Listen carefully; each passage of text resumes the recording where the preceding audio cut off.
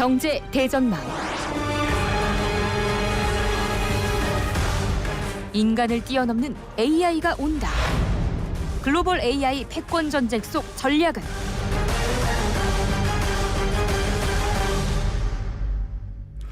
올해 세계 경제의 최대 키워드라고 하면은 뭐 여러 가지가 있을 것 같긴 한데요. 우리가 주목해 볼 만한 키워드는 역시 인공지능 AI가 아닐까 싶습니다.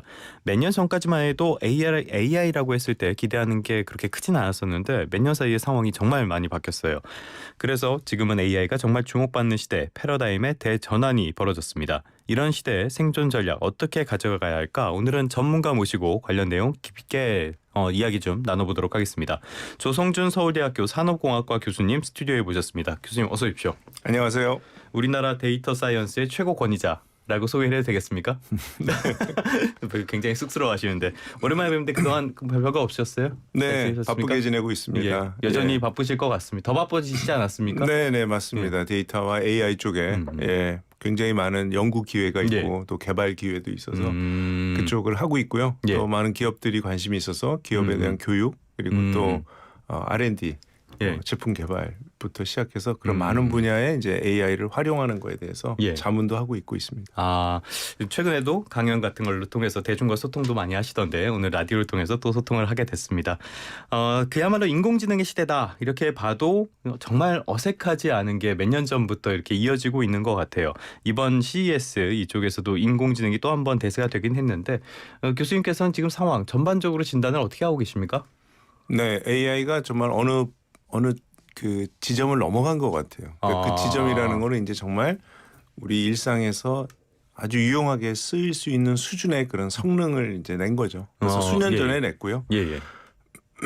그것들의 그 성능을 더욱 완벽하게 만들려는 노력을 한쪽에서는 하고 있고 또 한쪽에서는 이걸 어디다가 쓰면 좋을까라는 이제 이 물건을 어디다 쓰면 좋을 것인가라는 그런 이 분명히 유용하게 쓸 수 있을 것 같은데 그걸 잘 모르겠다. 아직은 잘 모르겠다. 그다음에 막 많은 곳에서 그것들을 이제 찾고 있는 노력. 그래서 저는 크게 봤을 때 이제 AI를 개발하는 쪽하고 그 AI를 활용하는 두 가지의 어떤 뭐 레이스라고 하면 좀 우스운 얘기지만 뭐 나라별로 자꾸 비교하니까요. 그렇지만 하여튼 그런 두 가지 측면에서 굉장히 많은 사람들이 이래저래 바쁘다. 만드는 사람도 바쁘고 어디다 활용할 거냐를 고민하는 사람들도 바쁘다. 뭐 레이스란 말이 웃기다고 하셨지만 그래도 국가별로 그걸 경쟁하는 국가들도 바쁘고 다들 정신없는 시기인 것 같습니다. AI가 대세라는 건 알겠는데 사실 AI가 어디에 쓰이냐라고 했을 때 뚜렷하게 말씀을 하실 수 있는 분들은 많지는 않은 것 같아요. 지금 우리 삶에는 AI가 어느 정도까지 들어와 있는 상태라고 보십니까? 일단 기자님이 아침에 일어나서 유튜브 보시잖아요. 아 그렇죠. 그 유튜브를 보면 모든 분들이 아마 신기하게 내가 관심 있는 주제의 콘텐츠가 계속 올라온다는 걸 아시잖아요. 전 요리만 자꾸 올라오더라고요. 그래서 요리 좋아하시는 거죠. 이제 우리가 그걸 이제 알고리즘으로 뭐 찾아주다 이렇게 얘기하는데 결국 그 알고리즘이라는 거는 내가 최근 어제까지 내가 어떤 콘텐츠를 쭉 봤는가 최근 일주일 한 달 그거를 토대로 해서 저에게 계속 추천이 올라오는데 기가 막히죠. 뭐 굉장히 그 정확하게 클릭률이 높아요.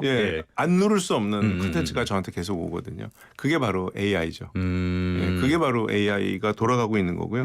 또 뭐 넷플릭스들 많이 보시는데 넷플릭스에 들어가면 추천 콘텐츠 이것들도 다 AI로 만드는 거고요. 제 취향의 그 아주 어둡고 다크한 내용들이 것들이 줄줄이 올라오네요. 자주 올라오더라고요. 그다음에 이제 인스타나 페이스북에도 이제 광고도 오고 또 나에게 또 인스타 콘텐츠도 계속 그런 것들이 올라오는 거죠. 그래서 제가 뭘 봤냐에 따라서 또 어떤 걸 검색했냐에 따라서 관련된 콘텐츠가 저한테 계속 오는 거 이런 것들이 다 AI로 콘텐츠 추천이 되는 겁니다. 또 한쪽으로는 우리가 요새 이제 송금할 때 뭐 은행 가는 사람 아무도 없을 거고요. 그렇죠. 요즘은 다 스마트폰으로 하니까. 스마트폰으로 다 하잖아요. 근데 송금할 때 이제 뭐 비밀번호도 치지만 안면 인식으로 로그인하지 않나요? 그 안면 인식도 바로 AI입니다. 그게 어떻게 연결이 되는 거죠? 그래서 얼굴 사진 제가 과거에 뭐 한 달 전에 또는 1년 전에 등록해 놓은 제 얼굴 사진과 오늘 아침에 제가 찍은 이 얼굴 이 같은 사람 거냐? 이거를 AI가 판정하는 거죠. 그래서 좀 이상한 얼굴 하더라도 얘가 맞구나 이런 식으로 판정을 해주는. 좀 상태가 안 좋아도 얘가 봐주는데요. 상태가 너무 안 좋으면 이제 못 들어갈 수는 있겠죠. 그리고 뭐 아마 코로나 시대 기억하시겠지만 갑자기 내가 깜빡 잊고 마스크를 쓰고 그렇죠. 로그인하려면 그때 안 됐죠. 네네. 예, 왜냐하면 마스크로 얼굴 반을 가리기 때문에 AI가 이 사람하고 전에 그렇죠. 등록해놓은 얼굴하고 다르다 이제 이렇게 된 겁니다. 또 요즘 그 공항에 가시면 출국할 때 보면 패스포트하고 여권과 그다음에 어떻게 합니까? 지문으로 들어가잖아요. 그 지문도 똑같아요. 제가 한 달 전에 1년 전에 등록해놓은 그 지문과 지금 지문 모습이 같으냐. 예. 뭐 이런 걸 가지고 판정을 하는 거. 이거 다 AI입니다. 또 우리가 보이진 않지만요. 소위 백그라운드에서 돌아가고 있는 게 신용카드. 내 신용카드로 누군가가 거래를 했을 때 예. 이게 사기냐 아니냐. 뭐 당연히 딴 사람이 있으면 사기겠죠. 그러면은 그거는 제가 평소 때 썼던 그런 어떤 데이터들을 기반으로 그렇죠. 판단하는 건가요? 이분은 조천 기자님은 보통 이런 정도의 네네네. 금액으로 이런 데서 했는데 굉장히 엉뚱한 거를 뭐 영국에서 한다든가 이렇게 되는 것들을 걸러내는 것들. 뭐 그다음에 이제 제가 했던 건 이제 이것도 제가 이제 만드는 건데요. 네. 뭐 관객 수 예측이라든가 영화 개봉하기 전에 그다음에 어떤 제품에 대한 수요 예측이라든가 판매 예측 이런 것들도 다 사실은 지금 AI로 많이 되고 있는데 그건 우리 눈에 보이진 않죠. 일상에서. 그러니까요. 예. 말씀하신 것처럼 백그라운드까지 치면은 AI가 생각보다는 우리 일상에 많이 침입을 했다, 침투를 했다라고도 볼 수가 있을 것 같은데 사실 AI라는 게 주목을 받았던 계기가 예전에 이세돌 구단과 바둑 대결을 했던 알파고도 있긴 하지만 최근에 챗 GPT 생성형 AI가 조금 더 주목을 많이 받는 것 같아요. 이게 어떤 계기가 됐다라고 판단할 수 있습니까? 네, 이제 그 전까지는 아까 말씀드린 것처럼 이게 뭐 사기 거래냐 아니냐, 관객 수가 몇 명이냐 이렇게 약간 단답식 문제에 대한 답을 하는 AI였다면 그걸 우리가 이제 분석형이라고 얘기를 하는데요. 또는 뭐 yes, no 이런 것들을 했다면 이번에 나온 챗GPT는 글을 쓰지 않습니까? 그래서 그렇죠. 이제 또 최근에 그 그림을 그리고 뭐 달리라든가 뭐 그다음에 작곡도 하고요. 이런 것들은 이제 단답이 아니고 소위 우리가 옛날 시험 볼 때 보면 주관식 문제에 대한 답을 쓰는 그런 AI가 나온 거거든요. 그래서 이제 이런 것들이 사람들에게 훨씬 더 임팩트가 세고 또 챗GPT는 우리 일반인에게 다 공개하고 그렇죠. 써보세요. 네네네. 그럼 제가 글을 좀 쓴 다음에 이거를 좀 극적으로 만들어 보세요. 그러면 이제 챗GPT가 쫙 극적으로 이걸 다시 쓰니까 그건 뭐 사기 탐지하는 거랑은 다른 차원에서 우리 일반인들에게 임팩트가 크죠. 그러면 이게 만약에 일반인들이 이 생성형 챗 GPT 같은 생성형 AI를 통해서 인공지능을 더 가까이 느낄 수 있게 된 건지 아니면 인공지능의 기술 자체가 비약적으로 발달한 건지 어떻게 보십니까? 둘 다입니다. 그러니까 일단 기존의 AI는 된다, 뭐 기다 아니다. 뭐 이거는 뭐 몇 명이다. 이런 답을 하는 AI였다면 이거는 이제 말을 하고 글을 쓰고 그림을 그리는 AI이기 때문에 그거를 만드는 AI의 구조 자체가 다릅니다. 생성형 AI는 다르고요. 굉장히 어려운 문제입니다. 그리고 그 어려운 문제가 될지 안 될지 몰랐다가요. 정말 최근에 와서 이 어려운 문제를 해결하는 방법을 발견한 거죠. 그 방법이란 게 어떤 겁니까? 트랜스포머라는 그 구조를 가지고 있고요. 로봇은 아니겠죠. 그 로봇 트랜스포머가 아니고 이제 AI를 트랜스포머 구조로 만들었더니 굉장히 잘한다. 또 하나는 이 AI를 초거대로 만들었더니 굉장히 잘하더라. 근데 만들기 전까지는 몰랐습니다. 그렇게 대단한 건데요. 이제 이게 사실은 미국의 힘이죠. 그러니까 그런 도박을 해보는 거. 돈을 그냥 10배를 더 태워서 1조를 썼는데 갑자기 저 10조를 주세요 그랬더니 10조면 잘 돼요. 그러면 그건 해봐야 알죠. 이런 사람한테 10조를 주고 초거대를 만들었더니 정말 되더라. 획기적으로 올라갔다는 거죠. 이제 이런 것들이 생성형 AI의 바로 그 뒤에 있는 그 GPT라는 거. 그런 것들이 이제 바로 이렇게 초거대 언어 모델을 만들었더니 잘 되더라는 거죠. 초거대 언어 모델이라는 게 어떤 개념입니까? 언어 모델은 나는 아침에 일어나까지 얘기하면 그 다음 단어가 뭐가 나올까요?를 맞추는 게 언어 모델입니다. 굉장히 간단한 거죠. 그러면 학교에도 있고 회사에도 있고 정상도 있어요. 그러니까 등산 간 사람은 정상에 나는 아침에 일어나 정상에 갔다. 뭐 이럴 수도 있잖아요. 그렇죠. 자, 그러면 이제 그 AI 입장에서는 수많은 내가 문서를 봤는데 그 중에 어떤 단어가 제일 많이 나왔지? 이걸 보는 겁니다. 그러면 당연히 회사가 제일 많이 나왔을 겁니다. 자, 그런데 이제 컨텍스트를 봤을 때 이 주인공이 학생이에요. 그러면 이제 아, 또 달라지는 그러면 거죠. 이제 학교에로 답을 내야 되는 거고 네네. 그 앞에 문장을 봤더니 뭐 내가 베이스 캠프를 쳤다 이런 얘기가 나오면 이거는 정상인 거죠. 그러니까 이제 그런 식으로 앞에서 무슨 얘기를 했느냐. 예. 우리 사람하고 똑같아요. 예. 그런 것들이 이제 언어 모델이고. 그런 게 언어 모델인데 그거를 이제 초거대로 만들어 놓으면 굉장히 이제 정교해지는 거고요. 예. 그다음에 생성은 어떻게 하는 거냐면 그럼 회사에 예. 라고 대답을 했어요. 그러면 오케이. 회사에라고 쓰고 그다음에 또 나는 아침에 일어나 회사에 그 다음 단어는 뭘까요? 그럼 갔다. 그럼 또 갔다를 쓰는 겁니다. 그러니까 네네네. 계속 그거를 붙여 한 단어 하다 보면 이게 이제 문장이 나오는 거고 문단이 나오고 예.